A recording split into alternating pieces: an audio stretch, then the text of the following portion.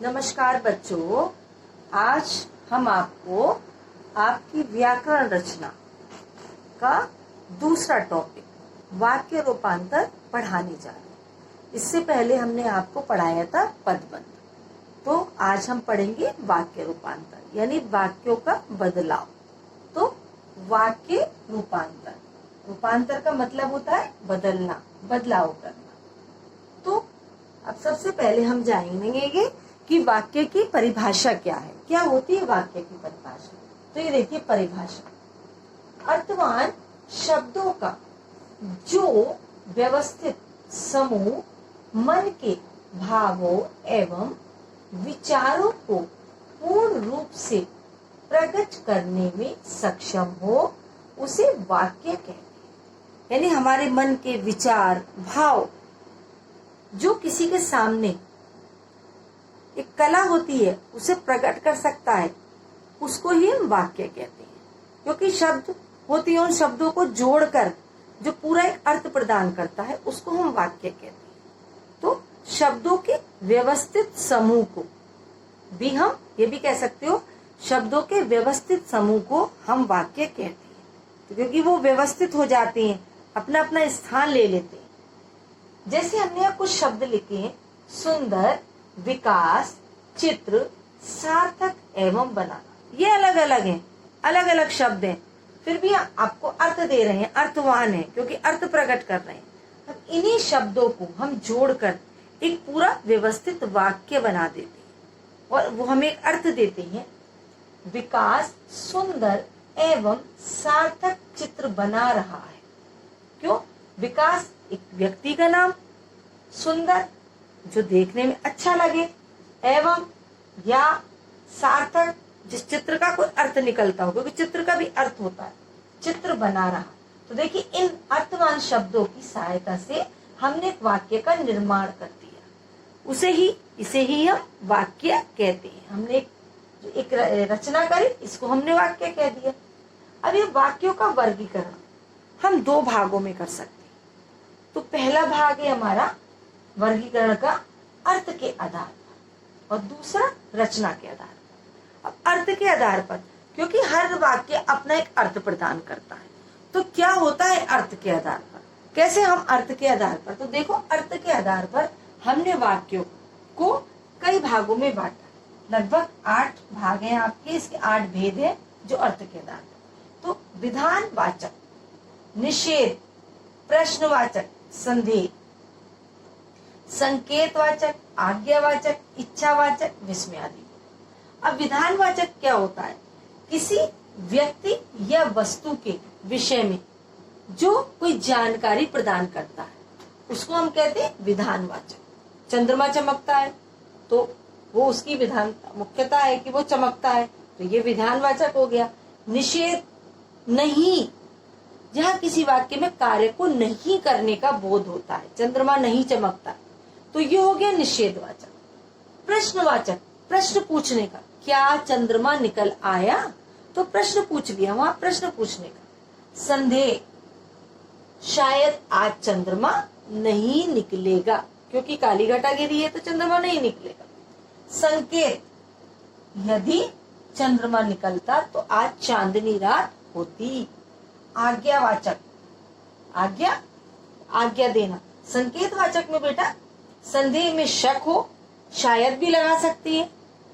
संकेत, एक वाक्य दूसरे पर निर्भर रहता है। आज्ञावाचक, आज्ञा देना, किसी को ऑर्डर देना, तो जाओ और तुम देखकर आओ कि क्या चंद्रमा निकला है। या आज्ञा, किसी को आज्ञा, तुम आपको ये काम करना है, पर सभी छात्र अपने प्रश्नोत्तर याद करें, आज्ञा दे दी गई शिक्षक के द्वारा। इच्छावाचक, मेरी इच्छा है कि तुम अपने कार्य में सफलता की प्राप्ति करो। विस्मयादि बोधक, विस्मयादि बोधक में हर्ष, क्रोध, घृणा, ये सब जब बोध होता है वो कहते हैं विस्मयादि। एक इसमें विस्मयादि बोधक शब्द का प्रयोग किया जाता है और विस्मयादि चिन्ह भी लगाया जाता है, उसको कहते हैं विस्मय। अब बेटा हम आपके कुछ रचना के आधार पर बताएंगे कि रचना के आधार पर वाक्य के कितने भेद होते हैं। तो रचना के आधार पर हमारे वाक्य के 3 भेद होते हैं। जैसे यहाँ हमने लिखा है ना रचना के आधार पर, तो अब देखिए रचना के आधार पर वाक्य के कितने भेद होते हैं।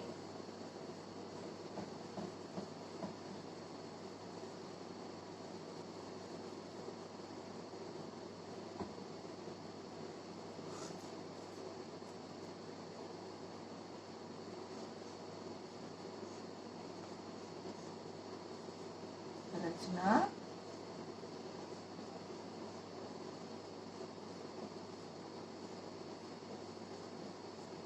तो आपके ये मुख्य है, क्योंकि यही है आपके जो रचना के आधार पर। रचना का मतलब होता है बनावट, रचना यानी बनावट। हम बनाते हैं वाक्य को, तो हम किस किस तरह के वाक्य बनाते हैं वो है यहाँ पर, ये मुख्य है जो आपके कोर्स में आएगा।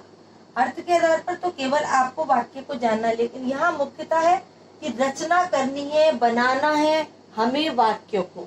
तो रचना के आधार पर सरल वाक्य, फर्स्ट वन सरल वाक्य।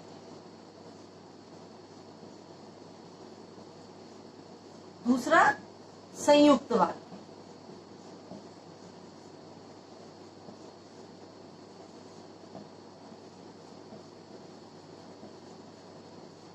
और तीसरा मिश्रित, मिश्र, जटिल, कुछ भी कह सकते हैं इसको।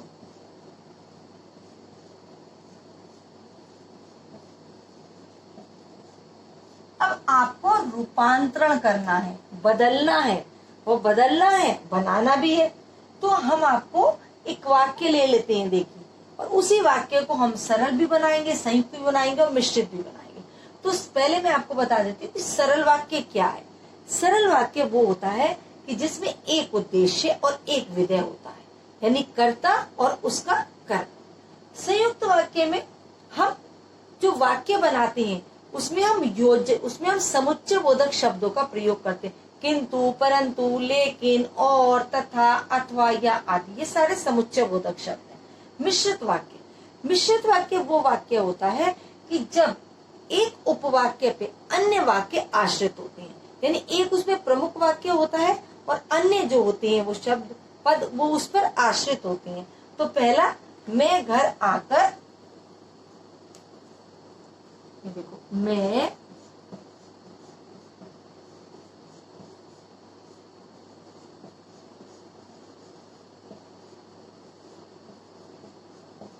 आकर सो गया। तो ये एक साधारण वाक्य है, क्योंकि इसमें मैं, ये आपका उद्देश्य है और ये इस हमारा उसका विधेय है, क्योंकि ये पूरा वो कर्म कर रहा है आकर सोने का। तो मैं यानी कर्ता, मैं यानी उद्देश्य, और घर आकर सो गया विधेय यानी उसका कर्म। अब इसी वाक्य को यदि हमें संयुक्त वाक्य में परिवर्तित करना हो तो हम क्या करेंगे, देखो, मैं घर आया और सो गया। इसको ऐसे भी लिख सकते हैं, मैं घर आया, घर आकर सो गया।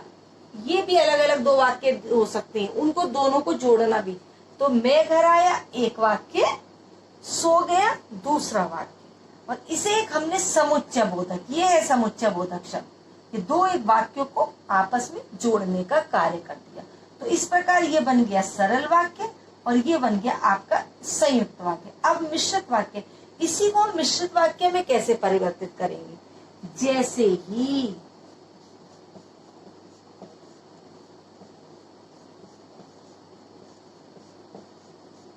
मैं घर आया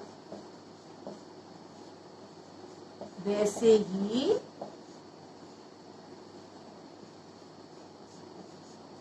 सो गया।